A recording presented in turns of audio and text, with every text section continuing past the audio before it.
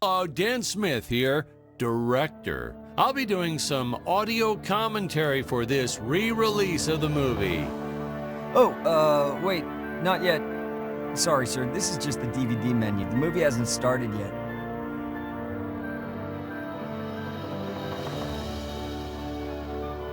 Okay, now, that movie poster is definitely wrong. How do you explain that one?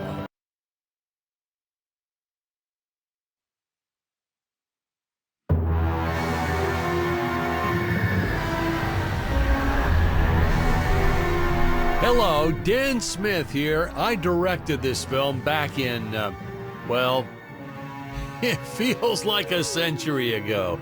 Yeah. The studio asked me to provide a commentary track for the DVD release. And wham! Straight into the action. No fluff or anything. That's what we did back then. Crash-landed ship. Out pops our hero, the fearless Dick Starspeed.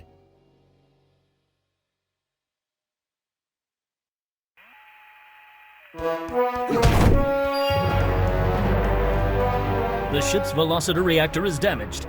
I believe that I am stranded on an alien planet.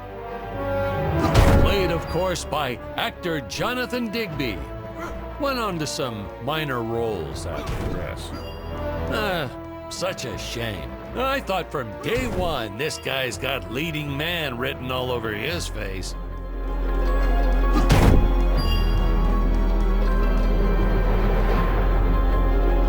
Greetings, citizens of Gravoria. I am Dick Starspeed, and I come in peace. Probably shouldn't have had Dick draw his weapon when he was talking about peace. Well, maybe one day we'll go back and CG it into a sandwich or something instead. Ha! Just kidding. And this is what people pay to see.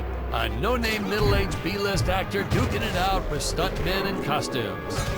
Such stunning choreography. And the extras in those robot suits really knew how to take a punch. Oh, literally. I told Jonathan not to hold back. Give it all to him. Kick him in the nuts and bolts. And I know what you're thinking, but don't worry. We handled it responsibly. We made them all sign waivers not to sue for injuries.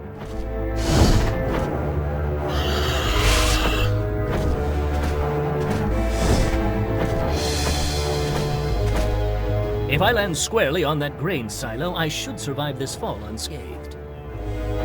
Well, I shouldn't say this now, but you could actually see the strings if you squinted hard enough.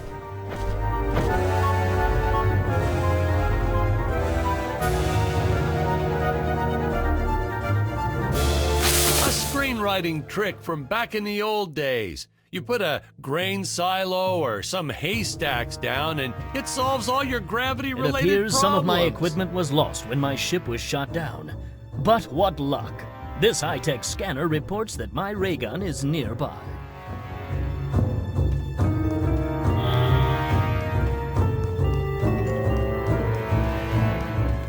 Oh, the dinosaurs! You just don't see quality stop motion like this anymore, do you? Someone actually sat there and moved them, frame by frame. Today, it'd be done with computers, but where's the artistry in that?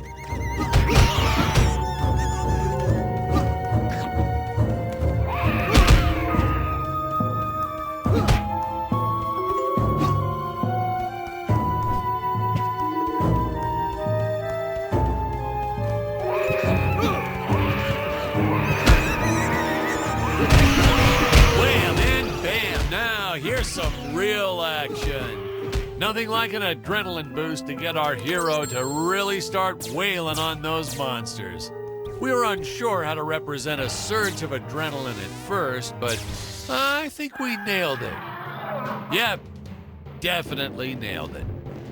We got our fair share of nasty letters from scientists complaining about our portrayal of the dinosaurs.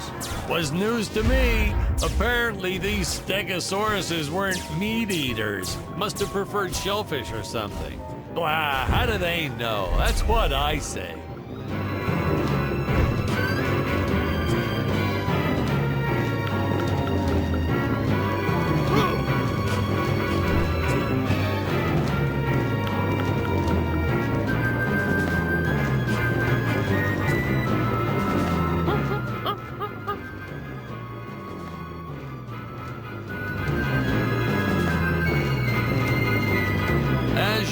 the local population is defenseless. That's where our hero steps in and saves the day.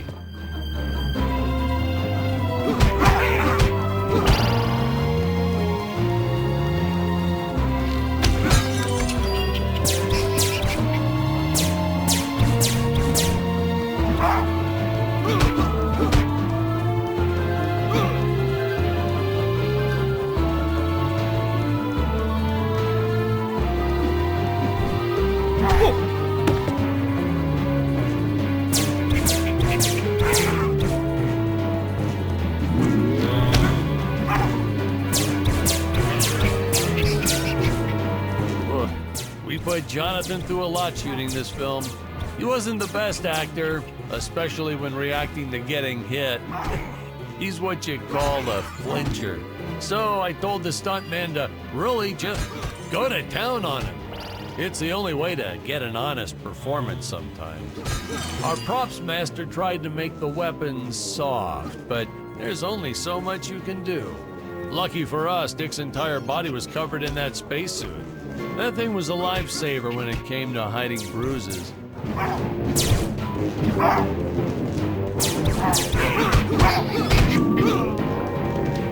How curious. They dissolved into what appears to be gold. You'll notice the gold disappears when Dick touches it.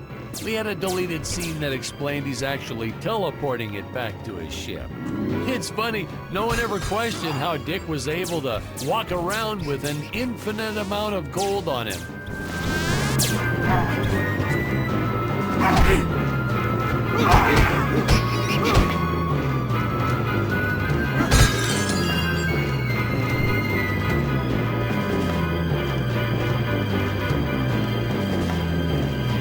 We had to redo these shots.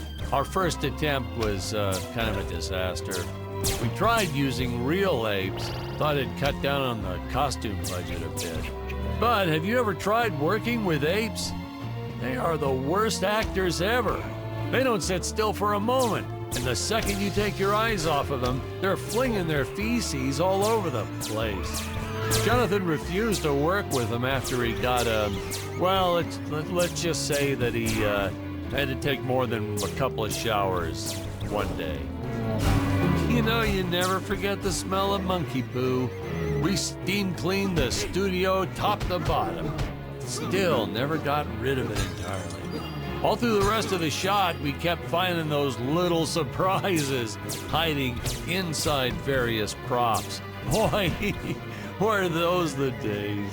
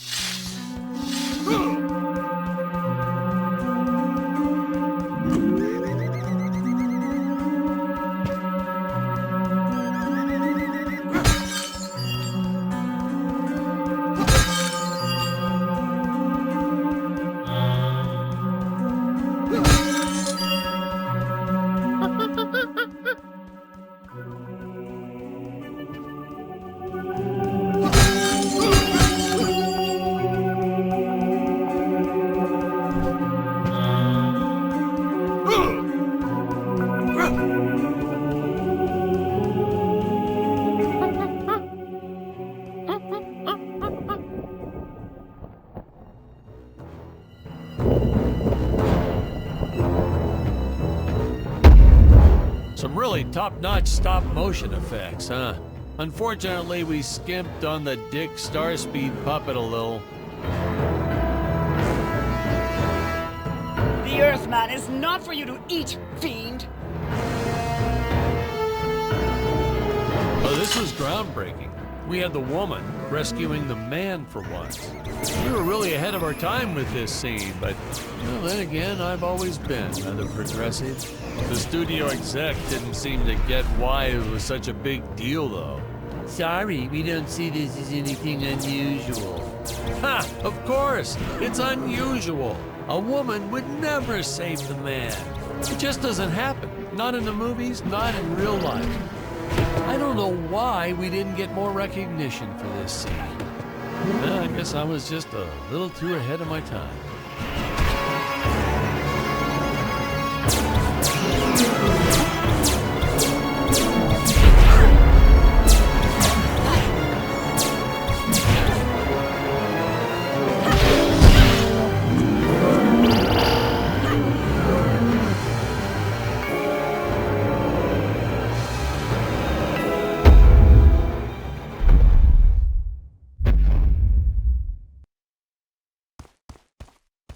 Thank you for saving me, strange woman. What is your name? I am the magnificent Scarlet Nova. Do not question my motives. Just be happy that you are still alive. I must speak with my father at once. I shall teleport to his chambers.